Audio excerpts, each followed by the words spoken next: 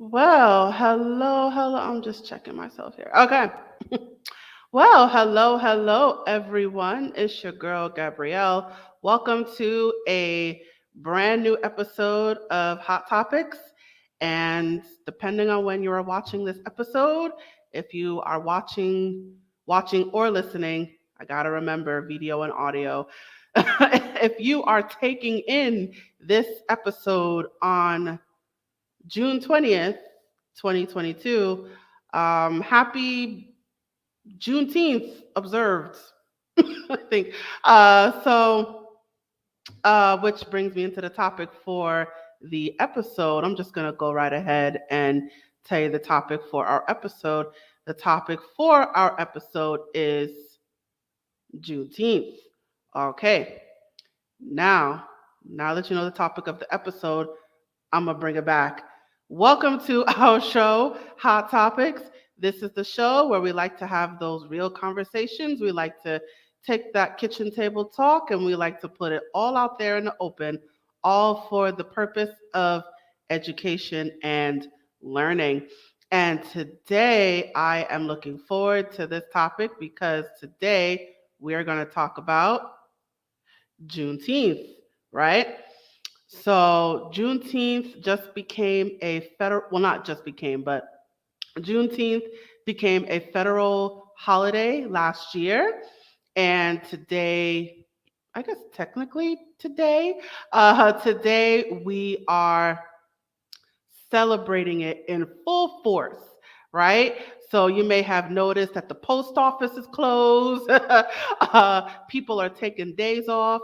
I'm not sure if schools are closed, but today is the first full force 100% celebration of Juneteenth as a federal holiday. And we're here to talk about it. So we're here to talk about the history, how we got here, and what does this mean for us going forward. So I am looking forward to having this discussion, and I have a guest with me who is going to help me with this conversation. Her name is Difrent Caldwell, and I am going to tell you about her. So I'm just going to get right to it. Who is Difrent Caldwell? Let me tell you who she is. So Difrent Caldwell was born on December 15, 1990 in Houston, Texas, 5th Ward, overcoming homelessness and foster care. She had a normal childhood up until the time she was around the age of 11. Then her and her family ended up homeless. For the next 3 years, Different and her family would live in various places, including strangers' houses, cars, parks, bus stops, shelters, and even a crack house. At the age of 14, she was secretly placed in foster care, and after the first 6 months of being in the system and trying to get out, give me 1 second. I'm just going to do this small thing here. Okay. She discovered that in the state of Texas, small foster kids who aged out of care, college tuition fees were waived. A light bulb went off in Different's head. She then used her street smarts to elevate her book smarts, in which led to Different beating the odds. She is now an alumni of Sam Houston State University and a member of the Beta Theta chapter of Pi Chi Theta. She graduated receiving her BA in International Business with two minors in Economics and Business Communication and her master's in Entrepreneurship. She is also a Texas real estate agent. She has a love for traveling and has visited over 50 countries and participated in amateur kickboxing. Her hobbies include reading, watching Shark Tank, journaling, meditating, biking, ATV riding, ziplining, and hanging out with her best friend, who is her nephew. Different always knew she was meant for greatness, however. She understood to become the person she was meant to be, it would take fixing her inner issues that plagued her past. It was not until she found the courage to do something about her depression and dismissed the notion that Black people don't do therapy. While in therapy, Different was encouraged to channel her negative experiences into a positive outcome. All right. And for those of you watching this on screen, her contact information is at the bottom of the screen. And I do want to shout out that she has a book, which we are going to talk about later. You can purchase her book on her website. All right. So without further ado, I'm going to bring Different to the stage. Hi, Hey, Different. How you doing today? thank you so much for having me. I'm so happy to be here and to share a hot topic with you. I'm laughing because you, you butchered my fraternity. It's Phi Chi Theta. But that's okay. Shout out to them and the Bearcats. And yes, you guys, what's up? My name is Different, spelled Different. I'm an author, motivational speaker, and CEO of my own business, Third Eye Entertainment LLC, a business that strives to bring social awareness to society through our products and services in which it educates, inspires, and entertain all at once. And I'm just so happy to be here with you, ladies. So thank you so much for having me. Let's get All to right. it. All right. Sorry about the butchering. Oh, no, it's no worries. But yes, thank you for coming on. So today we're Hmm. going to talk about Juneteenth, and I wanted to, have an honest discussion about, you know, Yes. what it is and how we got here, and Hmm. what does this mean going forward. So let's get right into it. Yep. Yep. So Let's get into let's it. yeah, yeah. So let's start with the basic question. What Hmm. is it? What is Juneteenth? So Juneteenth is the name that's what it's been titled for the day that slaves found out that they were free from slavery. It turned out that on June 19th, 1865, where General Granger, I'm sorry if I'm butchering his name, but Granger rode into Galveston, Texas, and finally, 2 months after General Robert E. Lee of the South was defeated, he was able to infiltrate and get into Galveston, Texas, and notify um, mass slaves that they were free. All a total of 250,000 slaves, which at most point was where in Texas, where most slaves were located. That was the largest, besides Florida. Texas was one of the largest places where slaves were held. And so General Granger was able to get there and notify the slaves there. Around 250,000 thousand dollars per people, or slaves, if you will, and they led the revolution in spreading the word of their freedom to other slaves in different southern states. Um, it wasn't until around 1872 when Black businessmen in Galveston started coming together and celebrating. They originally called it the Jubilee or Freedom Day. They later changed it to Juneteenth with the mesh of June and the 19th mixed together. They would have parties and festivities and parades and rodeo. They also purchased, I believe, 10 acres of land in Houston, Texas, where I'm from, and called it Emancipation Park, which is actually where they hold a big festival every year. They actually had one yesterday for Juneteenth. And so and years down the road in 1980, a black legislator in the state of Texas by the name of Al Edwards, I believe, he actually pushed for Juneteenth being recognized as a holiday in the state of Texas in January 1980. That's when Juneteenth officially became an actual holiday. Uh, Pushing it forward to June 2021, it's now a federal holiday. And so, Thank you so much for that. mhm, So just to reiterate, it just recently became a federal of course. holiday Mhm, just last year.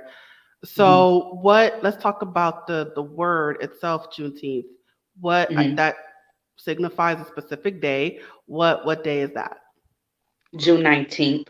Again, that's the day that not Robert Lee, but General Granger was able to notify. That's the day that they found out that they were free. They were actually free 2 years prior to that date in 1863, where President Abraham Lincoln originally uh, uh, came up with the Emancipation Proclamation, freeing of all Southern slaves. However, due to Southern slave holders withholding that information from their slaves. They wasn't going to let their grand, prize go. So they didn't know. And mind you, slaves down south did not know how to read or write, as well as any type of communication, such as people sending letters, trying to notify or printing any type of newspapers, trying to notify black slaves in the South that they were free. That was stopped at the borders. And so that's also what took it so long for the slaves to be notified of their freedom. And it wasn't until June 19th when the day Granger finally made it into um, Galveston, Texas, and notified one of the marshals there, or one of the laws there, that the slaves were free. And so that was the day that that's why that date is important. June 19th was the day that they actually found out that they were free. So I want to um, point out the something significant was that um, the the slaves were officially freed 2 years prior, Mm-hmm. but it took about 2.5 years Mm-hmm. for word to get out. So there was no cell phones, there was no Yeah, technology. So couldn't let's be him back let's in the day. Just what was that? Oh, good old pen and paper and good old horse Charlie, Charlie the horse.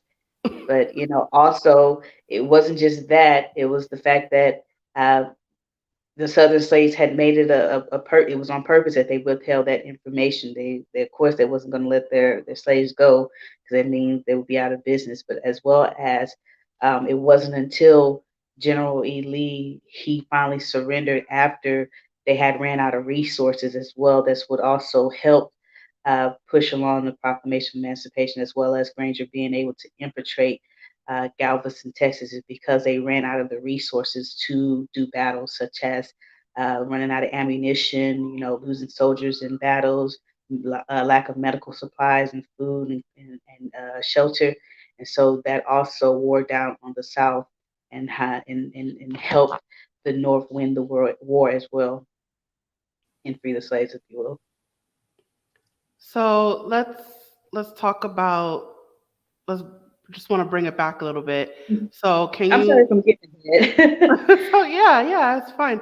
So let's go back to the 2 year part. So why did it take so long for why did it take 2 years? What was going on in that time? Well, doing my research, Gabrielle, I found that again, these were the main reasons what prolonged slaves in the South being notified of their freedom was again the majority of all white slaveholders purposely withheld that information. They were well aware that they were free, but they didn't want to let them go. They were under the command of General E. Lee, Robert E. Lee, not to let the slaves go and to fight to the last of them.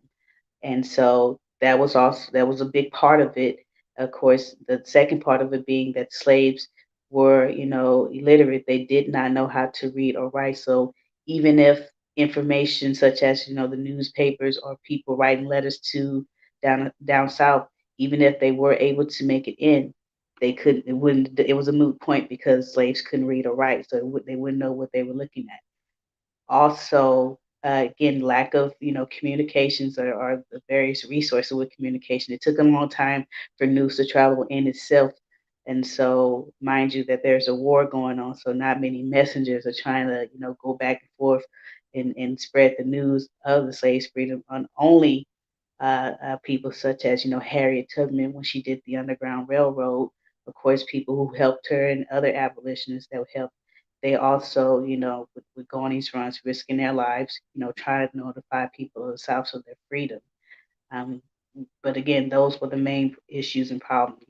Slaveholders withholding the information, illiteracy, as well as lack of resources when it came to traveling and communication. It just took a long time for word to get around even when the slaves were notified in 1865, and it was they made sure to go to where a lot of the slaves were, which was in Texas. That's why that Granger went to Galveston because that's where the majority of the slaves were. It's over 250,000 slaves in Texas at that time, and so they went to a place where the other slaves can get the word out to other slaves that they were free in the masses. And so even when they got to Texas and notified, it still took some time.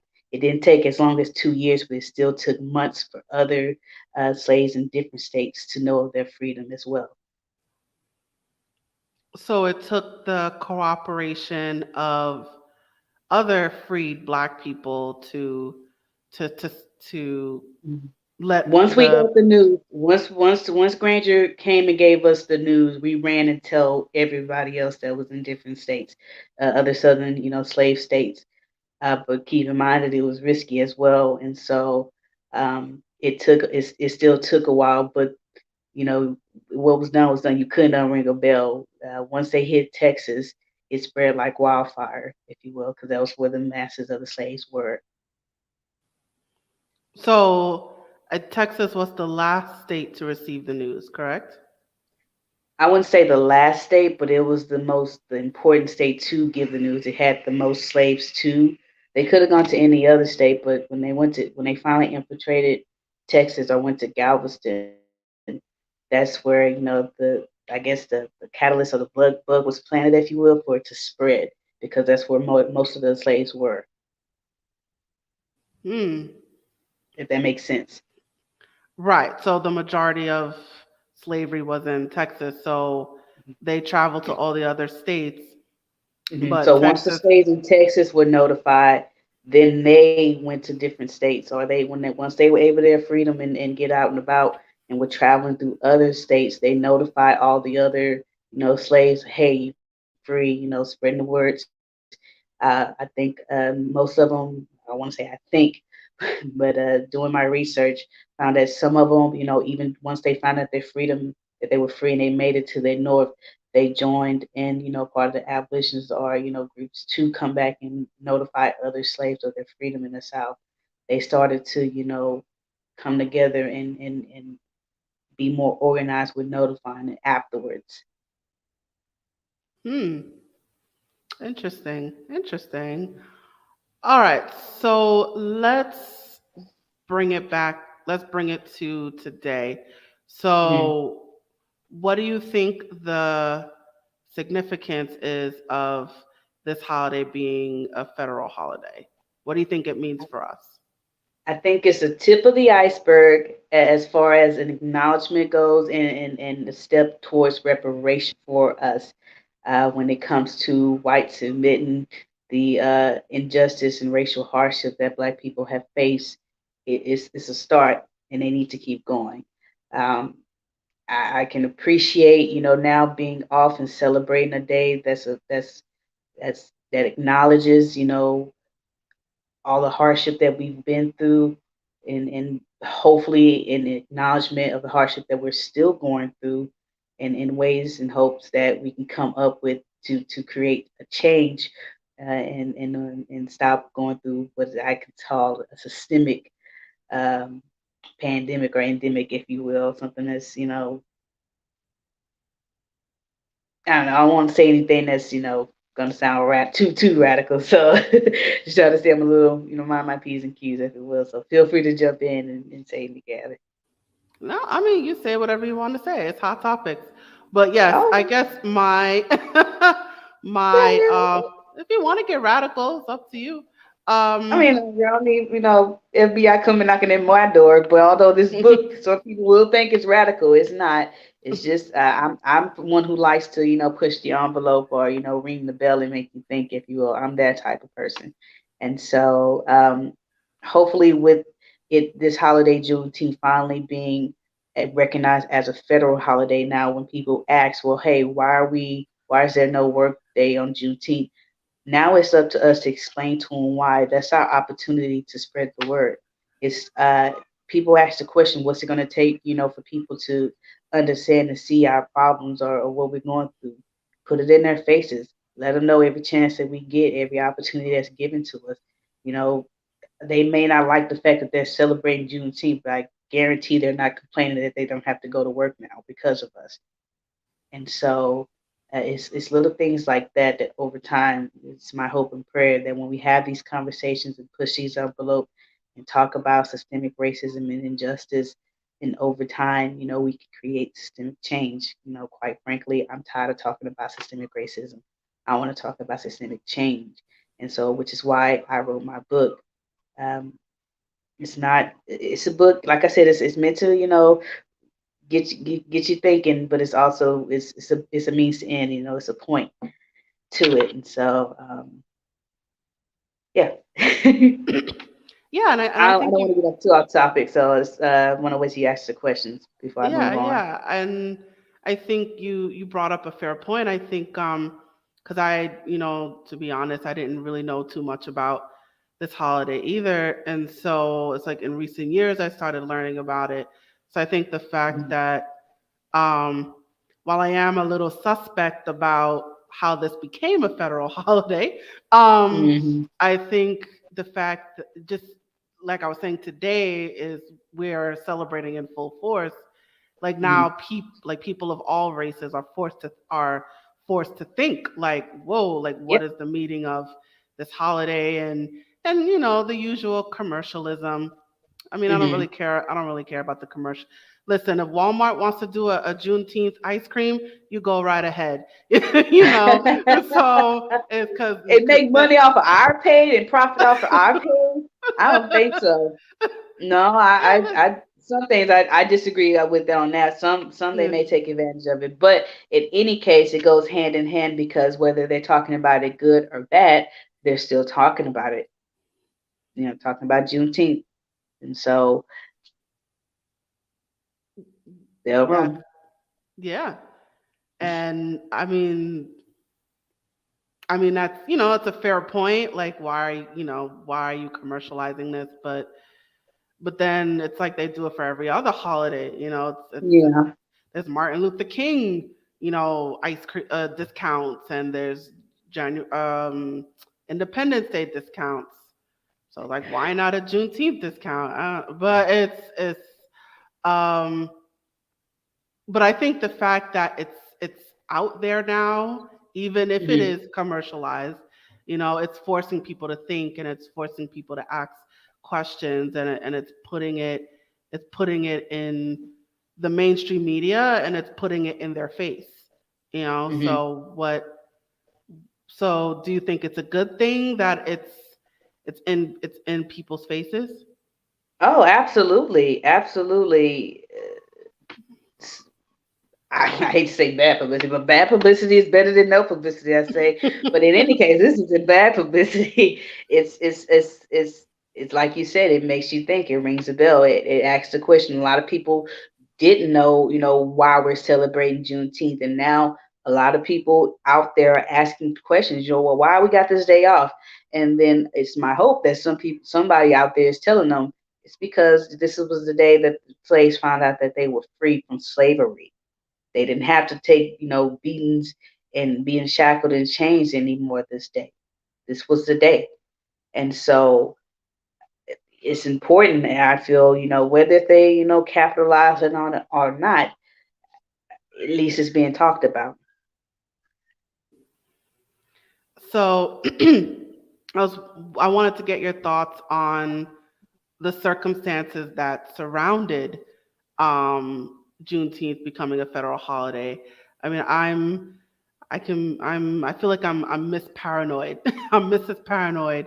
I feel this. Because I This feel is like you're not paranoid because I already know what you're thinking, Gabrielle. This is what you're thinking. They yeah, just made this a federal holiday just to shut our black asses up. That's why. yes. That's what you're thinking, right? I think the same thing too, but here's what I say. Let's take this momentum and let's turn it up on them now. Now that they've done this, they this like I said, is a tip of the iceberg. So let's keep the heat on them and keep it going and push for more and we'll get there.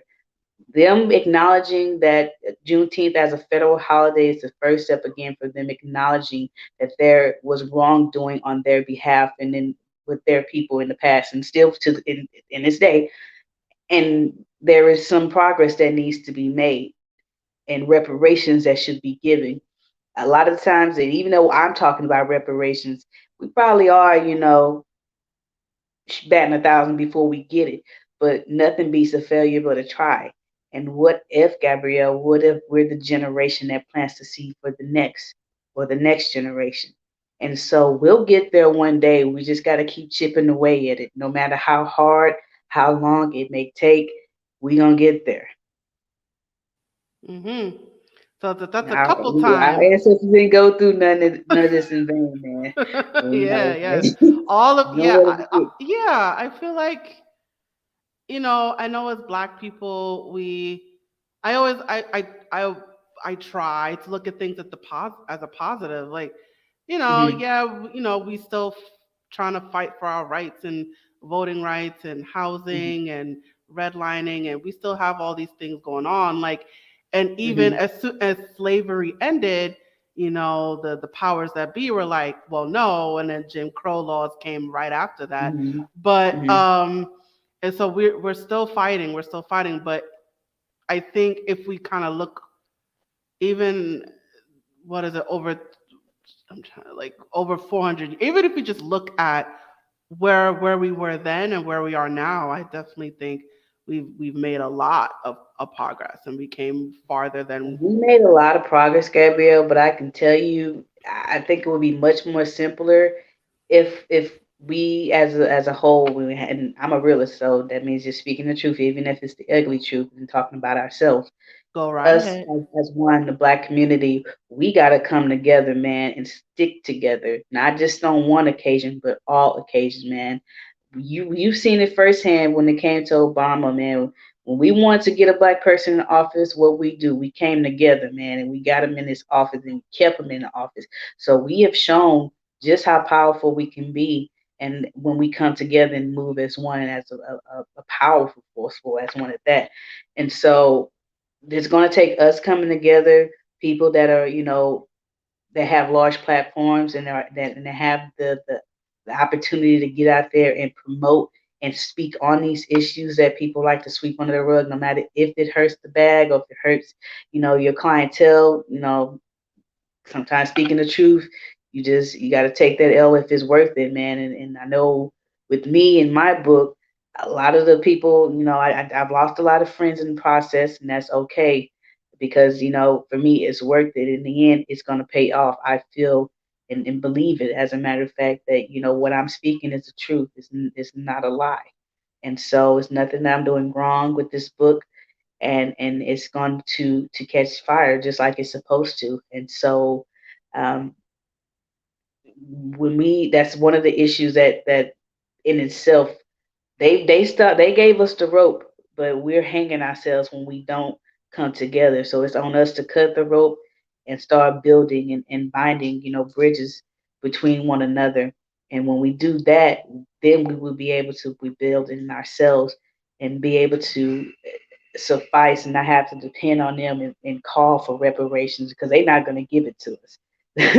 They feel like, I think, to them, this is good enough. And so that's why it's my hope and prayer that, with this Juneteenth being a federal holiday, we keep pushing for more and more recognition and acknowledgement. And hopefully, but that's a long shot, to be honest with you. They repay us in some way. But that's going to take us coming together and sticking together and keep speaking on the issue and keep putting it in the face and not letting up off the gas. So it's a couple times that or a few times that you brought up reparations. Can you talk about that? What is it? What are reparations? Well, if anybody's heard that saying 40 acres in the mill, that's basically what they're talking about. Payback for all the hardship that, when the slaves, excuse me, going back to what reparations started was when the slaves were freed, it was stated that in reparation or repayment for all the injustice and hardship that slaves have faced, each man would receive 40 acres in the mill as repayment for what they had been through, and they never received it to this day.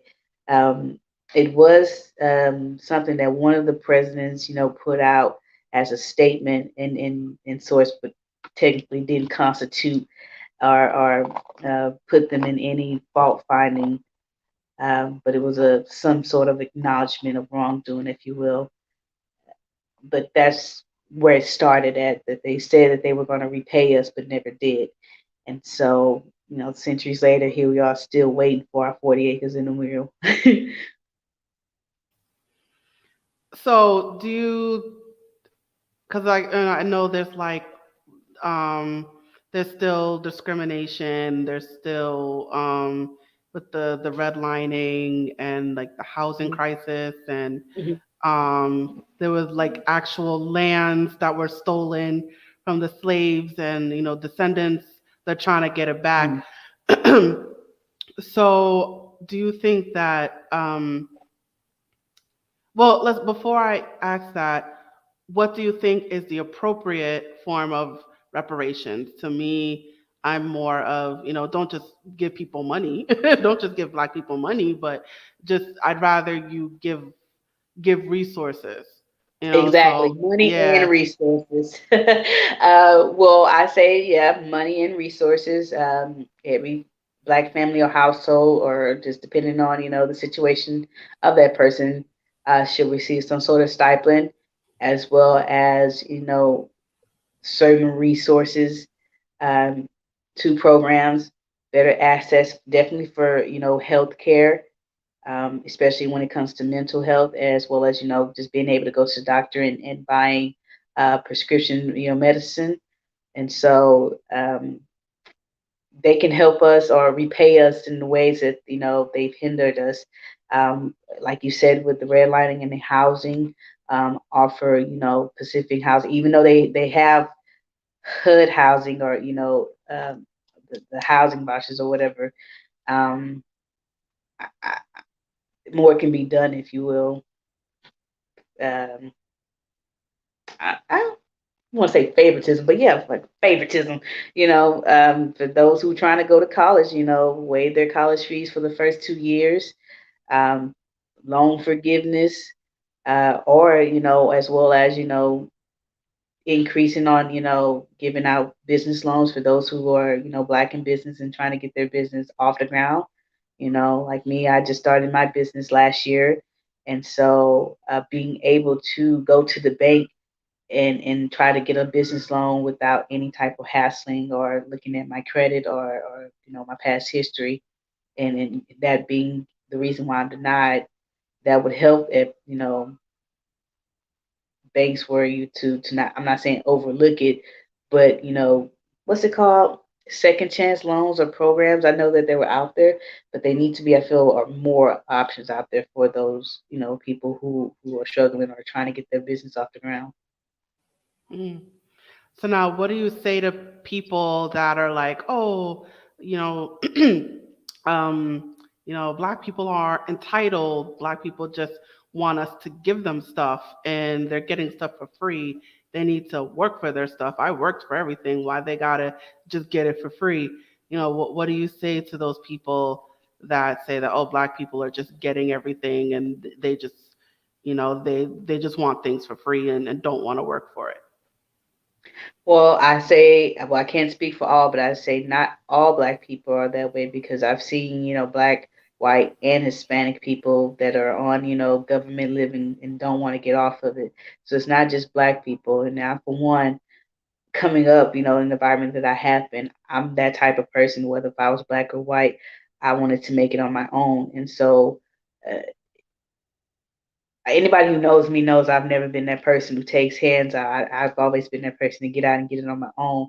Um, but I do hear that a lot, that notion, oh, if black people, how can black people still be faced with racism when they're all starting their own businesses and, doing so well?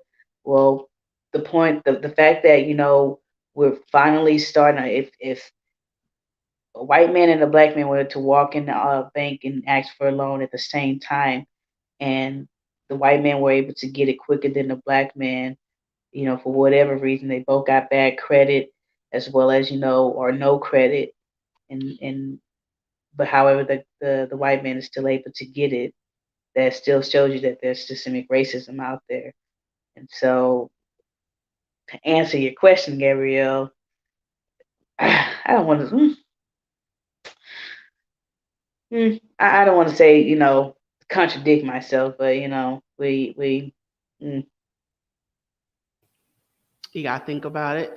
Yeah, I don't want to contradict myself, and then but I feel some part of me is I'm a prisoner of hope. I don't want to give up and give in, but I'm also a realist, and so sometimes when you face reality and looking at it, you know, the difference between, like I said, a black and a white guy going in the bank and getting their approval for the loan is the fact that he's a black guy and a white guy. They automatically are going to assume, you know, that this guy or this black man is not going to be able to pay, the loan, or he doesn't have any good credit, or where he's from, he doesn't have good business deals. But, what if, like you said, in ways to repay us or to help us, they would offer that type of services to where they help us build credit, loan forgiveness, or, and even such credit repairs and programs out there. Hmm. But mind you, again, on the other hand, they don't want to do that because what does that mean for them when we come up? That means that we can overpower them. So they're gonna keep us at bay as long as they can. Mm. And just going back to the history of Juneteenth, it took black people to let other black people know that they were Hmm. free.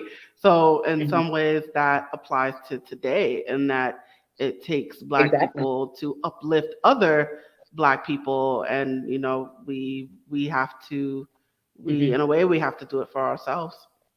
But you know what, Gabrielle? What I can't say about this generation, this black generation. I think this is a generation that's finally started to get it, the importance of us coming together and sticking together and realizing that it's gonna take us to save us because we've been waiting so long and expecting for them to go to do it. They're not. That's what I've learned as when I was getting my mental health in check. That's what I've learned. What I went through as a child, it may have may not been my fault. It was out of my control. But as an adult, it's on me to fix. It's my problem to go and fix. So in retrospect, with the black community, what the white folks have done to us, it is not our fault. It was out of our control, but it is our problem to deal with, and it's on us to fix. Don't expect for them to fix their right their wrongs because they're still in denial about it. You can't right or wrong when you don't want to accept the wrong that you've done. And so let's free ourselves from that mental bondage. Let's get out of that notion that, hey, they're gonna pay us back, or we don't just talk about it, and let's just figure out ways of us coming together, sticking together, and coming up with a plan to help us thrive and elevate within our community. Chinese people do it. They got their own little network within the U.S. They don't go outside to, and if anything happened within their community, they don't go, to the police department. They have their own police people to handle that. And so that's something that we can benefit. We can learn from them, how they operate and have their own within the US. I would like something like that for us. So we would have to we would have to come together a lot more to do Hmm. that. More black businesses coming together, networking and socializing and building, that chain of interest, as well as it was, and I will say this, it did happen once. We did have that once back in 1921. For those who didn't know about the massacre of Tulsa, Oklahoma, where they bombed a wealthy black oil community, and they destroyed it. And so we did have that once upon a time. And so my thought is, if we had it once, why not? We can do it again and do it better. Mm. So you're saying we should We rebuild, we should rebuild Black Wall Street. Mhm. but then there isn't there the fear of being bombed again? Well, it's different times now. That was 1920s. It's 2022 now. I don't think us black folks are gonna go for that now. So Yeah, it that's a happened. different, and it's actually over 100 years ago. It happened 1920, 21, excuse me. So it actually made 100 years last year that happened, and so 100 years later, it's time to rebuild. Pick up the pieces. Hmm. And then just be smarter about the haters. Hmm. Yeah. Yeah. So I just let me just get to this before we close. So, what does this mean now that Juneteenth is a federal holiday? What does this mean? What do you think? I want to hear your thoughts. What do you think it means for the future, for the next 5 years, 10 years? Um, it's a start. Hopefully, within the next 5 years, we have made much more progress. Now taking more initiative, acknowledgement, of wrongdoing in the past, as well as wrongdoing that's going on now and in the presence. With the death of unarmed Black people, being killed by police officer. That's still a form of, slavery, if you will, or a reminder of the yoke that we used to have on our necks. And so it's my hope within the next 5 years, man, this next generation that's coming up, keeps the fire lit and keep it going. And I'm a part of that. So it's on me too as well to keep it going and keep pushing that envelope and keep it in their faces and let them know, we're not going anywhere. They brought us here, so they have to deal with us.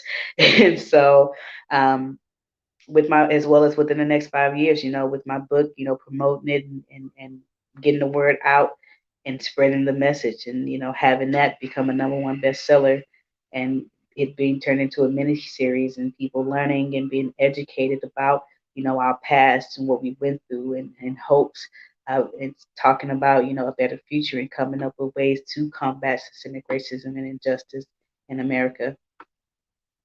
That's my hope. All right, awesome. All right. So we gotta wind things down now. So do you Mhm. have any final words of wisdom that you'd like to share with our audience?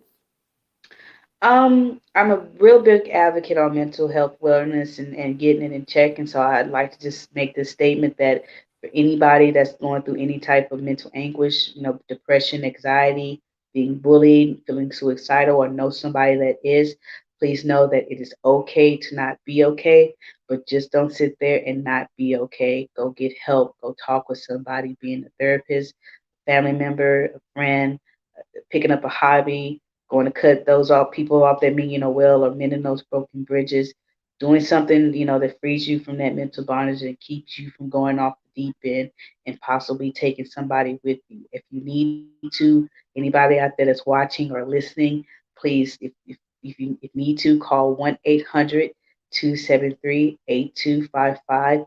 That's the crisis hotline number, or you can text 741-741, or you can go online to mentalhealthishelp.us. If anybody is listening and watching outside the US, you can go online to incounseling.com. It has a directory for all the countries' crisis hotline and phone numbers. It's spelled ENCOUNCELING.com. That's incounseling.com. So again, remember, it's okay to not be okay, but just don't sit there and not be okay. And so that's my words of wisdom, you guys. Awesome, awesome. Beautiful words of wisdom. All right, different. Thank you. Thank you so much for As that. And well thank as, you. oh Go yes, go ahead. ahead. I'm sorry. No, Oh, I'll say I was thank on. you. Yeah, yeah. Thank you so Go much for ahead. Go having me on ahead. the show. I truly appreciate the opportunity. You're a queen and you have a crown on your head and you're rocking it oh so well.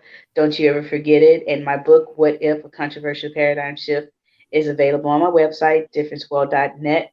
As well as if you guys are watching, you can go to my YouTube channel and subscribe and see all my videos I do on social awareness, as well as my travel videos. I'm an avid traveler. I like to travel all over the world. And so I have that as well. So differencewell.net, again spelled DIFERENTSWORLD.net, is where you can get my book, What If? A Controversial Paradigm Shift. Again, it's a book that's written to encourage and inform thought provoking conversations about injustice and systemic racism in America. And it's done through graphic and provocative illustrations.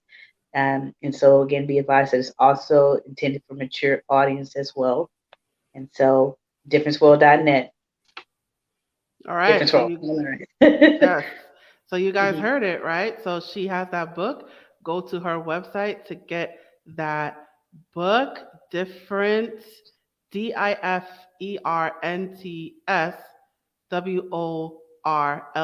DIFERENTSWORLD.net. So go to her website and get that book. All of this information, of course, will be in the description.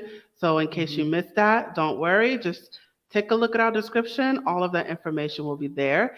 I do want to mention that she is, as she already discussed, but she is on social media, you guys. So she's on Facebook, Twitter, Instagram, and YouTube. So definitely check her out on all of those accounts and follow her on all of those accounts. So if you want to learn more about her and her business, please check her out. Do you want to talk about your business a little bit? Sure, yes, definitely. Again, my business, Third Eye Entertainment LLC, is a business that strives to bring social awareness to society through our products and services in which we educate, entertain, and inspire all at once. We talk about social issues that are considered taboo or often swept under the rug, again, such as injustice or systemic racism, raising mental health awareness, speaking on suicide prevention or domestic violence, even child sex trafficking, or even LGBTQ issues or rights. We speak on it all. And as far as our first product, I just mentioned my book being "What If: A Controversial Paradigm Shift." Again, it's a book that brings thought provoking conversations, and it pushes the envelope. Um, it makes you think. It's. I also must state that for those who are out there and that get a hold of the book and that feel that it's a tool that's can be seen for black people to uprise against white people. No, it's not. It's just simply a book that's meant to start the conversation that needs to be had and push the envelope. It's my hope and theory and my hypothesis is when we have these conversations, these constant and consistent conversations, then over time we can create systemic change. And so that is what Third Eye Entertainment is all about, pushing that envelope, bringing awareness, and doing it in an entertaining and educating way all at once. Awesome, awesome. Thank you so much for that. All right, so I want to make sure we get this in. I wanted to play your video. So I wanted Sure, to yeah. take a moment and do that now. Yay. What if? What if in 1619 Africans started dealing in slave trading? The tables were turned around. What if they kidnapped millions of Englishmen, women, and children from their homeland and brought them to America on a slave ship? What if a controversial paradigm shift is a book written to inform and encourage consistent, thought-provoking conversations about injustice and systematic racism in America through graphic but provocative illustration? What If provides a different perspective by detailing controversial deaths and events as four categorized paradigm shifts: historical, political, precedent, and hypothetical. Oh, that was brief. Okay, there you go. All right. So different. Thank you so much Whoop, there for it joining me is. today. How you like that? Um, yes, yes. All right. Hmm. So thank you again for joining me today. Yes, thank you so much, Queen, for having me. And again, you guys, remember my motto for Third Eye is manifest, plan, prepare for whatever it is in life that you want, and it will surely come to you guys. Difference will come and learn. Thank you so much, Gabrielle, for having me. All right. Awesome. All right. I'm gonna place you backstage and off camera. All right. And now it is just you and me, guys. So let me tell you what it is. All right. So we have reached the conclusion of our episode. Thank you so much for joining us today. So, wherever you are feeling my vibes right now, whatever platform that it is, whether it's video or audio, please check out our other episodes and don't forget to subscribe. Subscribe, like, follow, whatever that button is. Stay in touch with us. Press that button. And while you're at it, let us know what you thought about this episode by leaving a comment in the comment section or in the comment thread. I would love to know your thoughts about this episode. And as a reminder, this web series is a production of A Step Ahead Tutoring Services. So if you would like to learn more about our company, our services, the things that we have to offer, check us out. Our website is www.astepaheadtutoringservices.com. And I will say, and I will encourage you to check us out because we are giving a 15% discount to anyone that mentions that they heard about us from Hot Topics. And you can use that 15% discount off of 6 hours of tutoring. I'm going to repeat that again. When you reach out to us and you say that you heard about us from Hot Topics, we will give you 15% off 6 hours of tutoring. So I definitely encourage you to take advantage of that discount. I also encourage you to sign up for our email list and our texting list. You will receive exclusive promotions, discounts, special offers, special announcements, special, you guys. So sign up for our email list, sign up for our texting list. That information is in the description.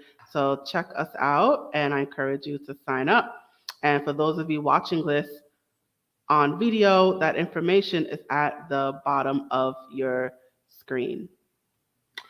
Okay, so now I'm just going to share this last message before we close. Hey there, have you heard of us? We're a small team of tutors here at A Step Ahead Tutoring Services.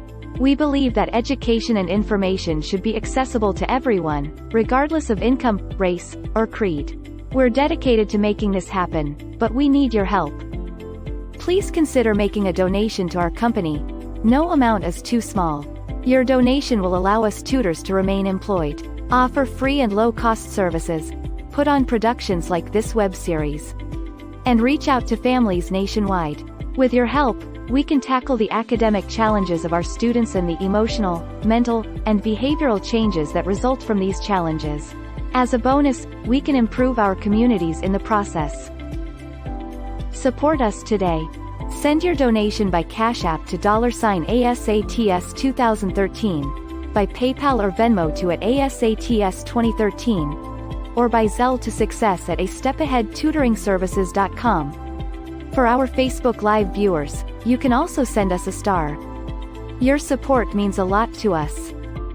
Please note, we're a for-profit company. We're not a charity. Your donation may not be tax deductible. Please consult a tax professional.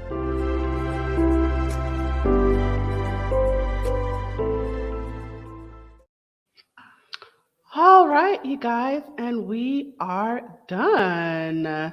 So thank you so much for joining me today, and happy Juneteenth, you guys. So I look forward to seeing you at the next episode. Thank you again. And now I am signing off. Bye.